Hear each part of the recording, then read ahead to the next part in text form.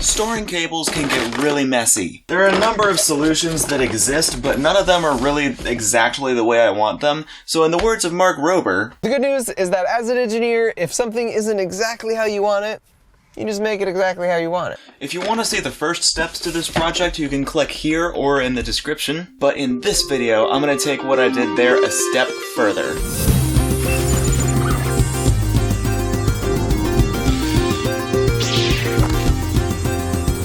Hello everyone, I'm Davis, otherwise known as Fluffball, and if you didn't see the name of the channel, you're watching Fluffball the Wizard. So, you may have seen some of the progress I've been making on this in past videos because the cable storage system is actually partially in frame and I'm just too lazy to crop it out every time. But we're gonna ignore that for now. I printed a lot more of the cells that I designed, but the main problem with it is not everything is gonna fit into this little cell. Like, this is great for most cables, but what do you do when you have something like this? Like when you have laptop chargers and LED strip power supplies like this one, you're gonna need something like twice as big as this to hold it. In fact, maybe exactly twice as big.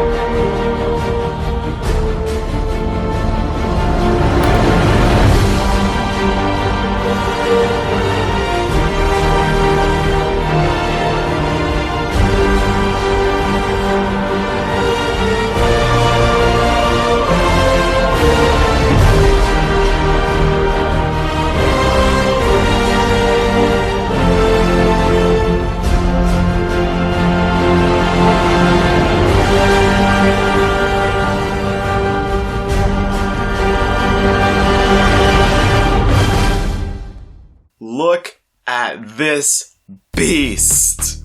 This is, in fact, twice the size of the original one. Actually, size is a relative term here. What I've actually done is doubled the side length, so, hold on, we're just gonna do like a ghetto Khan Academy here. Alright, so we got this square with side length S, which means A equals S squared. So if I just double the side length, let's say we start with S equals 5, and then S2 would then equal 10. So our new square would look like that or something.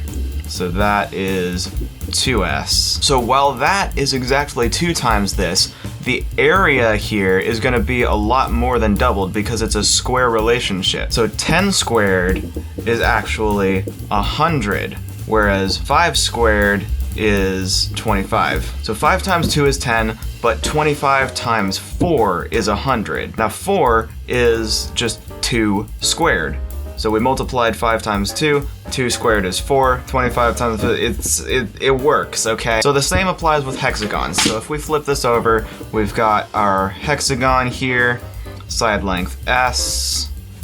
That's a horrible dimension, excuse me. Let's get some proper engineering notation here. Alright, side length S. Area of a hexagon is 3 root 3 S squared, because triangles. But anyway, so this 3 root 3 here is actually just a scalar that's never going to change, so it's not going to affect the relationship between S and A. It's still just a straight square relationship. So like if we have S equal 5 again, that means A is going to be 75 root 3, which is about 129 point whatever. But then if we double that and say S2 equals 10, then A2 would be 519.6. That's a lot more than double this. In fact, if we go and divide that by 4, we get, whoa, it's the same thing. Wow, that was completely unexpected. I don't know what that scribble is, but it's a thing now. So scalars don't matter, it doesn't affect the relationship, which means since we're not changing the height of the cell, we don't have to do another calculation for volume, because in reality, this is just the area of that face, and we actually have something more like that. But since the height is remaining constant and not changing, we don't have to do that calculation. It's basically just adding to that. So moral of the story is, while the side length is doubled, the actual volume of the cell is quadrupled. So more accurately, the big cells are 4 times the size of the small ones. Back to your regularly scheduled program. A lot of boring math later. So as you can see, this fits perfectly for something like that. That is absolutely gorgeous. So in the last update, my storage system was looking something a little like this, but I printed a bunch of these things in blue in addition to the many regular cells, and now we're looking something a little more like this. This is my current setup, and it is beautiful. Oh my goodness. You can see we now have 3 clamps here to hold up this massive structure. We've got 6 big cells printed for various large things that need to go in there. And also all of the end caps are finally printed, so this whole thing is surrounded by glorious, smooth PLA, and it is amazing, and I love it, and yeah. Now originally, the way the math worked out for these double cells, you can see we have these little pockets here where it doesn't line up until the next one over, because it's like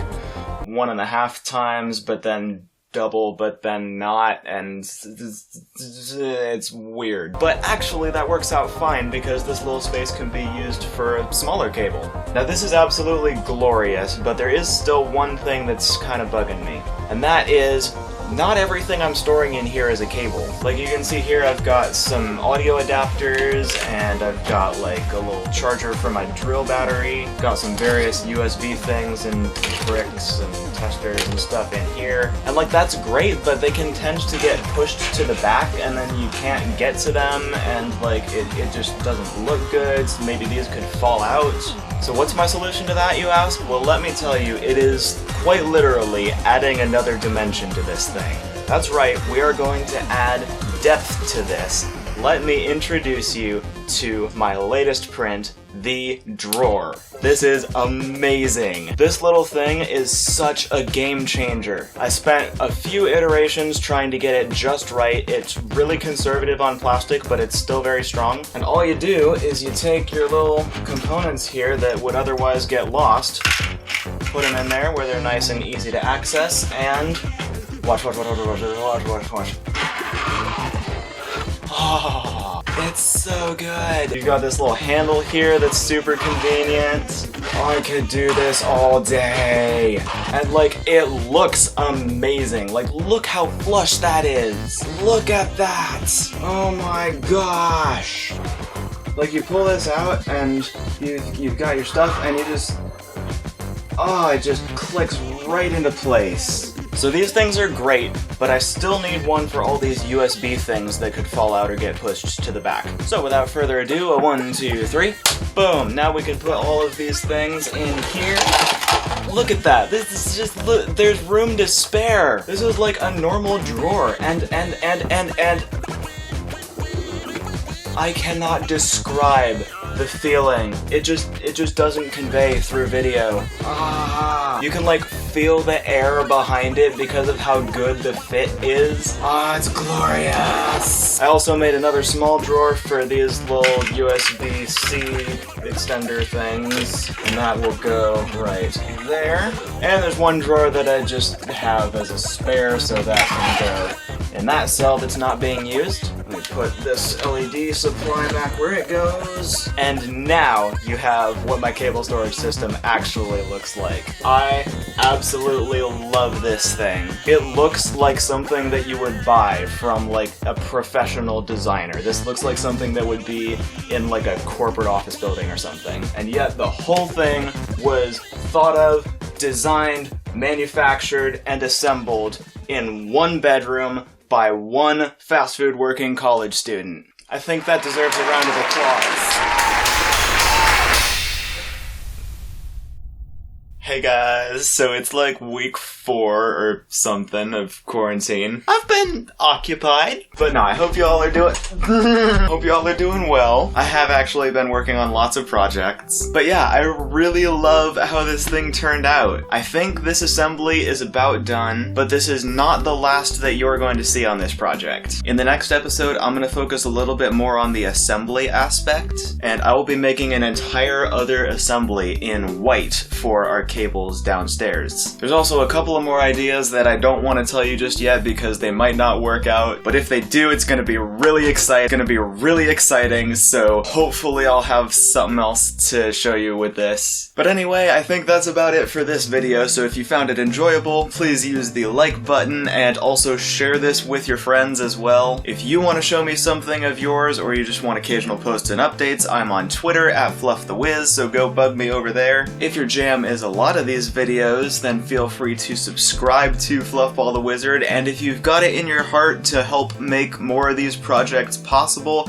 just go to patreon.com/fluffballthewizard or click the link in the description, which will land you on my Patreon page. All you do there is sign up for whatever you can afford. Every dollar counts, plus you will get access to exclusive benefits, which will expand as more of you join. Thank you so much for watching, and until next time, make a thing, sing a song, virtually hug a person, and I'll catch you in the next one of these.